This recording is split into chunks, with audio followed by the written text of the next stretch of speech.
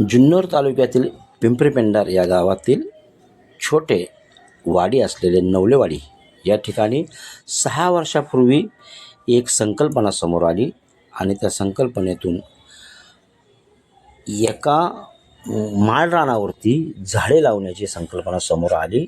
पिंपरीपेंडार socialist foundation, नवलेवाडीचे ग्रामस्थ, पिंपरीपेंडार येथील ग्रामस्थ यांच्या वतीने या माळरानावरती झाडे लावण्यात आली आणि हळूहळू याचं स्वरूप इतकं मोठं होत गेलं की सुरुवातीला छोट्या प्रमाणावर असलेलं हे पूर्ण यांची संकल्पना हे फार मोठं वटवृक्ष झालं आणि पाहता पाहता 6 वर्षात या माळरानावर 5000 झाडं लावण्यात आली आणि त्याचं संगोपन अतिशय चांगल्या प्रकारे घेतलं जातं आणि या माळरानावरती 10,000 झाडे लावण्याचा संकल्प त्या नवलेवाडीच्या ग्रामस्थांनी, पिंपरीपेंडार ग्रामस्थांनी केलेला आहे. नवलेवाडीतील श्रीनाथ फाउंडेशन असो, कसं फंड आहे, अकरामूर्ती गणपती असो, आपण रोटरी क्लब असो आणि याच अनेक संस्था संपादक या कामासाठी पुढे आल्या आणि या संस्थांच्या माध्यमातूनच याचं मोठं काम सध्या पाहायला मिळत आहे.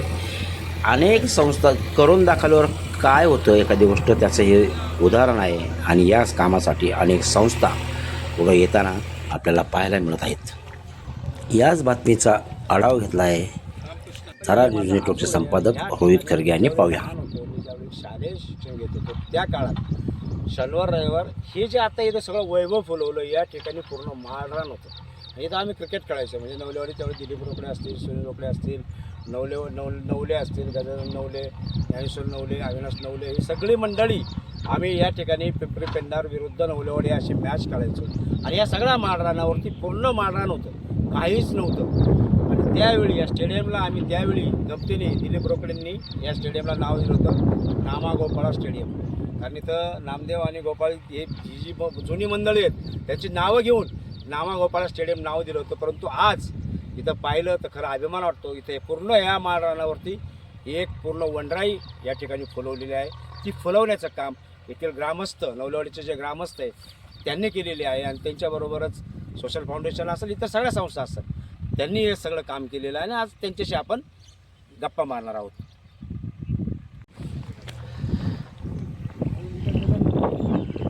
मोरी विरी काढून टाकली, सगळं प्लॉट टाकून टाका, त्याला मोठा मोठा बांबू ठेवायला.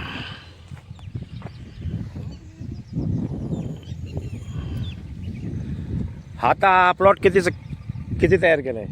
हा जवळपास असं माझ्या हिशोबाने 4 एकर असेल, पूर्ण 4 एकर असेल. 4 एकरमध्ये आपल्याला माझ्या हिशोबाने कमीत कमी 2 ते 3 हजार झाडं बसतील इथं. हां त्या सगळ्या याच्यात हां मी अजून काम चालू आहे वर. काम चालू आहे. आता प्लॉट बनवणे हा शेवटचा प्लॉट राहिला आता बनवायचा. हां, आणि त्यानंतर जे रोडच्या पलीकडे जे जागा शिल्लक आहे त्याच्यामध्ये चिंच अशी देशी झाडं लावलेली आहेत. त्याच्यामध्ये आपण विविध प्रकारची झाडं अजून लावणार आहे. जे आपलं जे 10,000चं उद्दिष्ट आहे, तर 10,000चं उद्दिष्ट आपल्या याच्यात कंप्लीट होणार एवढं. हे कुठं लावणार पलीकडं? पलीकडे आता आंबा लावलेला आहे. हां, आज आपण आता 25 नारळ आहे, आज 100 झाडं नवीन लावली आपण. कुठं लावली ती? ती त्या याच्यामध्ये जो रोड आहे त्या रोडला आज आपण 25 नारळ लावला आहे. बरं. 80. त्यानंतर कदंबा आहे, बदाम आहे, 10 वड आहे, 10 पिंपळ आहेत. आज 100 झाडांचं वृक्षारोपण आहे. भेरड आहे. म्हणजे प्रत्येक रविवारी तुमचं चालू आहे काम? प्रत्येक रविवारी चालू आहे. ऑगस्ट एंडपर्यंत आपण झाडं पूर्ण करणार आहे 1000. आणि 1000 पूर्ण झाल्यानंतर त्याला ड्रीपची व्यवस्था करणे. तोपर्यंत पावसाळा आहे, पाण्याची अडचण येणार नाही. त्यानंतर सगळ्या झाडांना ड्रीप करणे आणि या वर्षी वृक्षारोपण थांबवणे. पुढच्या वर्षी परत 1000 सुरू करणे. का जूनपासून तर ऑगस्टपर्यंत 1000 लावायची आणि ते वर्षभर सांभाळायची.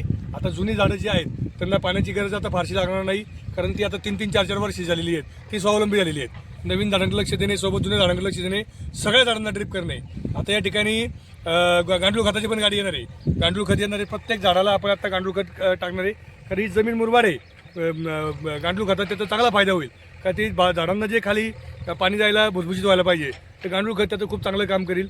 गांडूळ खत असेल, शेणखत असेल, या सगळ्यांचा वापर इथे करतो आहे. सगळं सेंद्रिय पद्धतीने आहे. कुठल्याही प्रकारचं या ठिकाणी औषध नाही आणि सगळं सेंद्रिय आहे. निसर्ग पण साथ देतोय. सफरचंदासारखी झाडं उगवत आहेत. त्याच्यातून निसर्गाचं केव्हा समजून घ्यायची की किती सुंदर काम चाललं आहे. आणि आता आजचा आपला 4था टप्पा होता. 400 या वर्षीची लावून झालीत.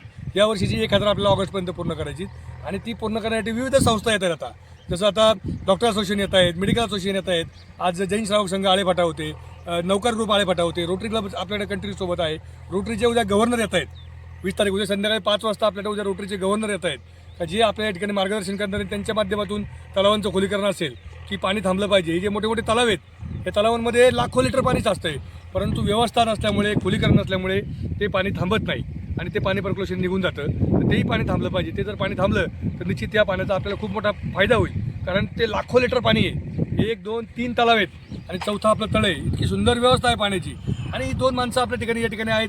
जशी माणसं लागतात त्याप्रमाणे आपण घेतोय आणि एकही झाड मेलं नाही पाहिजे याची काळजी आपण घेतोय. पुढच्या आठवड्यापासून दर रविवारी आपण या ठिकाणी श्रमदान करणारा ग्रुप तयार करतोय. का शिवाजी महाराजांचं नाव आपण सगळेजण घेतो, शिवाजी महाराज आपले दैवत आहेत, मग महाराजांच्या या वनराईला आपण सगळ्यांनी श्रमदान करणं ही आपली सगळ्यांची नैतिक जबाबदारी आहे. फक्त शिवाजी महाराज आपण शिवजयंतीपुरते न करता ते कायमस्वरूपी आपल्या हृदयात आहेत. मग त्यांच्या नावाने अशा वनराया सगळ्या गावोगाव झाल्या पाहिजेत ही आपली यातली संकल्पना आहे. आणि या ठिकाणी जी आपण महाराजांची कल्पना आहे, मावळे असतील, मावळ्यांच्या प्लॉटची नावं असतील, वनभोजन असेल, या सगळ्या कल्पना आपण इथे करणार आहोत. लवकरच छत्रपती शिवाजी महाराज वनराई याचं जे प्रवेशद्वार आहे याचं भूमिपूजन आपण करणार आहोत. त्याची लवकरच बातमी आपण तुम्हाला देणार आहोत. या ठिकाणी जो आपला प्रयत्न सुरू आहे. तुम्ही आत्ता बोललात की इथं छत्रपती शिवाजी महाराज वनराईला एक मोठं भव्य गेट बनवणार आहे, म्हणजे कशा प्रकारचे कमान असणार ते काय सांगाल? प्रवेशद्वार असेल किंवा वनराईमध्ये कुठलंही काम असेल तर आपण पाहिलं तर महाराजांनी जंगलाचा किती चांगला उपयोग केला होता, कारण त्या जंगलामुळेच महाराजांना स्वराज्यामध्ये खूप चांगला फायदा झाला. तर इथं एकही असं काम होणार नाही का जे सिमेंटचं असेल, जे असेल बांबूमध्ये असेल किंवा जे काही काम असेल, वनभोजन असेल, प्राण्यांचे पाणवठे असतील किंवा प्रवेशद्वार असेल, हे सगळं नैसर्गिक पद्धतीने बनवण्याचा आमचा प्लॅन आहे. इथं सिमेंटचं कुठल्याही प्रकारचं जंगल करायचं नाही. बांबूमध्ये वगैरे असं लाकडात वगैरे दगडामध्ये, पण जे काही असेल नैसर्गिक तर नैसर्गिकच करायचं. म्हणजे असं आगळीवेगळी वेगळी संकल्पना आहे. इथं कुठेही सिमेंटचा वापर करायचा नाही, कुठेही सिमेंटचं काही करायचं नाही. जे काही असेल ते नैसर्गिक असेल. अंदाजे किती खर्च येईल? अंदाजे खर्च आम्ही ठरलाय तो आम्हाला 2028 पर्यंत 30 लाख खर्च आहे. आणि आम्ही या ठिकाणी 1000 रुपये वार्षिक देणगीचे 1000 सभासद या ठिकाणी जोडतोय का जे वर्षाला आम्हाला 1000 रुपये देईल. आमचं काम ते सुरू आहे आणि जवळपास आता 200 सभासदांच्या पुढे आम्ही गेलोय आणि 1000 सभासद आम्ही इथं कंप्लीट करणार आहे. मी अनेकांना सांगतो का तुम्ही 1000 रुपये म्हणजे 3.5 रुपये रोज, 3.5 रुपये रोज हे तुम्ही जर निसर्गाला देऊ शकत असाल तर आम्ही तुम्हाला ग्वाही देतो तुमचा एकही रुपया कुठं वाया जाणार नाही. आणि 1000 रुपयात तुम्ही अशा वनराईचे सभासद होत आहे की ज्या वनराईमध्ये निसर्ग जपणार आहे, ज्या वनराईमध्ये महाराजांचे संस्कार जपले जाणार आहेत, ज्या वनराईमध्ये प्राण्यांचं जीवन, प्राण्यांचं एक घर आहे हे त्यांचं घर बांधून देणं ही आपल्या सर्वांची जबाबदारी आहे. आपण तर सिमेंटच्या घरात राहतो, पण हे तर जंगल खरं प्राण्यांचं जंगल आहे. त्यांच्यासाठी पाणवठे असतील, प्राण्यांसाठी निसर्गासाठी जे करता येईल ती प्रत्येक गोष्ट आम्ही इथं करणार. आणि त्यासाठी आपल्या सर्वांचं मार्गदर्शन, सहकार्य आणि योगदान या सगळ्यांची आम्हाला गरज आहे.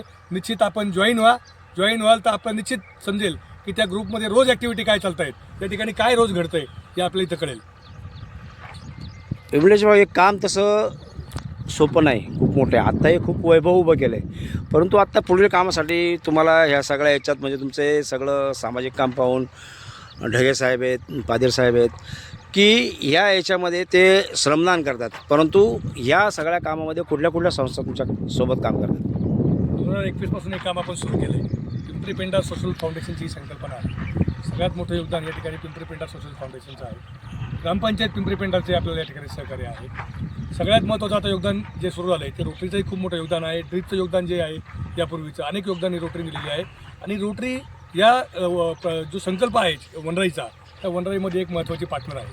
श्रीनाथ फाउंडेशन नवलेवाडी आहे, 11 मारुती ग्रुप पिंपरी पेंढा आहे, तुमच्या त्यानंतर जो जैन श्रावक संघ आळेफाटा आहे. या सगळ्या संस्था या ठिकाणी आता जॉईन झाल्यात आणि अनेक सभासद, अनेक मित्रपरिवार या ठिकाणी जोडले गेलेत.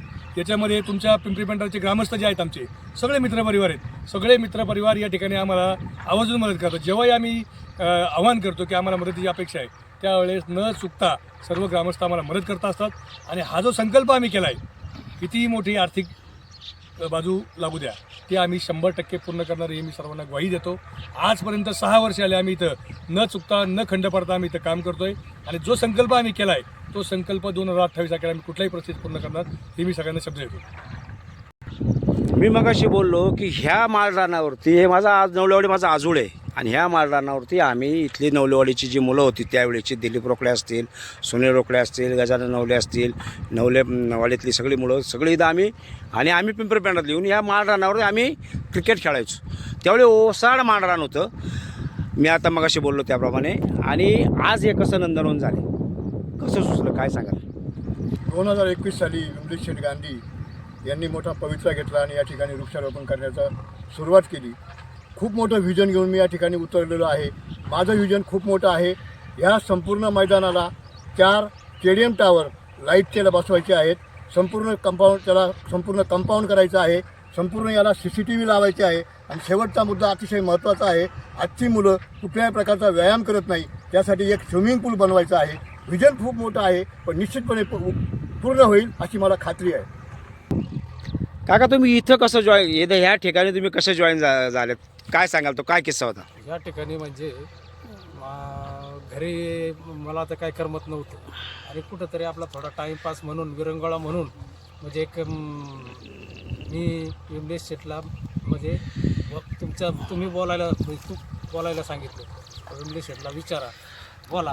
तर मी तिकडे फॅक्टरीवर किरकोळ कारकोळ समजा काय कामं असेल त्या संदर्भात आपली चर्चा झाली आणि तुम्ही त्यांच्याबरोबर चर्चा करून तुम्ही म्हटले जा. मी सांगितले विमलेश शेट्टी मला सांगितलं का या. तिकडे गेल्याच्या नंतर मला अगोदर तर इकडची आवड होतीच. मी 2 वर्ष काम केलेलं होतं त्याच्यामध्ये सामाजिक वनीकरणमध्ये. आणि शेठचा उद्देश हा होता का पुन्हा प्लॉट तयार करून पुन्हा नवीन वृक्ष लागवड करायची. आणि मला मुळात म्हणजे वृक्ष लागवड याचीच पहिल्यापासून आवड आहे, म्हणून मी तेच बंद करून इकडे कनेक्ट झालं. म्हणजे तुम्हाला अगदी आवडीचं काम मिळालं. काम आहे. लोक शेताकडे येत नाही, पण तुम्हाला तिकडे आवड होती. फॅक्टरीपेक्षा तुम्ही हे स्वीकारलं. तुम्ही हे सगळं करताय, तुम्हाला समाजाला काय संदेश द्यायचे? या वनराईचं महत्त्व काय माहिती आहे का? फक्त झाडं लावली जात नाही तर ती सांभाळली जातात. आज ढगी काका असतील, पादरी काका असतील किंवा नवलेवाडी ग्रामस्थ असतील, हे सगळेजण या ठिकाणी वेळ देऊन ही झाडं सांभाळत आहेत. पण आमचा या संदेशाकडनं हाच आहे की झाडं फक्त लावू नका, तिला मॅनेजमेंट लावा. ती कशी सांभाळता येतील, तिला ड्रीप कसं करता येईल, ती कशी उगतील छानपणे, कसं जंगल तयार होईल, यासाठी सगळ्यांनी प्रयत्न करा. आणि छत्रपती शिवाजी महाराज हे शिवजन्मभूमीमध्ये महाराजांचा जन्म झालेला आहे. आपण फार भाग्यवान आहोत की ज्या तालुक्यात आपण राहतो त्या तालुक्यात महाराजांचा जन्म झालेला आहे. मग अशा प्रकारच्या वनराई या प्रत्येक गावात झाल्या पाहिजेत. आम्ही म्हणत नाही आम्ही 10,000 लावायला निघालो आहे, तुम्ही 100 लावा, 200 लावा, पण सुरुवात करा. आणि जर महाराजांच्या नावाने अशा प्रत्येक गावात जर वनराई झाल्या तर हीच खरी महाराजांना मानवंदना असेल. हे आमचं यामागचं उद्दिष्ट आहे. आणि निश्चित त्याप्रमाणे आपण सर्वजण काम करताय आणि आपण सर्वजण या अशा प्रकारे भूमिका घ्याल अशी आमची यातनं अपेक्षा आहे. म्हणजे काम सगळे करतात आणि कामाची दखल घेतली जाते. जसे आपले खरमाळे सर आहेत, म्हणजे त्यांची दखल केंद्राने घेतली. त्याचप्रमाणे तुमच्या कामात तुम्हाला इथं कोण यावं असं वाटतं?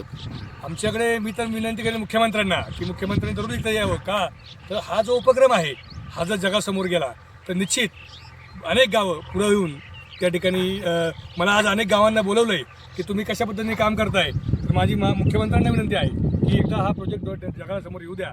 प्रत्येक गावामध्ये युवक तयार होतील, त्यांच्या योगदानातून त्या अशा प्रकारच्या वनराई उभ्या करतील. आणि अशा प्रकारच्या वनराई उभ्या राहिल्या जी आज पर्यावरणाची आज आपण पाहतोय का टेम्परेचर 40, 42, 44 पर्यंत पोहोचलो आहे. उन्हाळ्यामध्ये काय परिस्थिती आपण पाहिली. तर अशा प्रकारच्या वनराई या उभ्या राहणं ही काळाची गरज आहे आणि मुख्यमंत्र्यांनी त्यात लक्ष घालावं. नक्कीच आमचा हा प्रोजेक्ट डेमोसाठी होईल, त्याबद्दल शंका नाही. आमच्या या वनराईचे जे प्रेरणास्थान आहे त्यांचं मी आदराने नाव नेहमी घेतो आणि नेहमी त्यांचं कौतुक आम्ही पाहतो, आपण सगळेजण पाहतो. ते ज्यांचं मोदींनी बी ज्यांच्या कामाची दखल घेतली ते आदरणीय रमेशजी खरमाळे असतील किंवा सयाजीदादा शिंदेंना मी भेटलो. जुन्नरला छत्रपती शिवाजी महाराज देवराई ज्या ठिकाणी ते आले होते त्यांनी त्या ठिकाणी मला मार्गदर्शन केलं. आणि या सगळ्यांच्या मार्गदर्शनाने आम्ही या ठिकाणी काम करतोय. नक्की सयाजीदादा पण लवकर या ठिकाणी येणार आहेत. प्रवीणदादा तरडेंना आम्ही या ठिकाणी निमंत्रण दिलेलं आहे की शिवाजी महाराजांची जी वनराई आहे ती प्रत्येक जागी झाली पाहिजे. ही भावना त्यांच्या माध्यमातून जगासमोर आम्हाला मांडायची आहे. या सगळ्यांच्या प्रेरणा घेऊन आम्ही या ठिकाणी काम करतोय.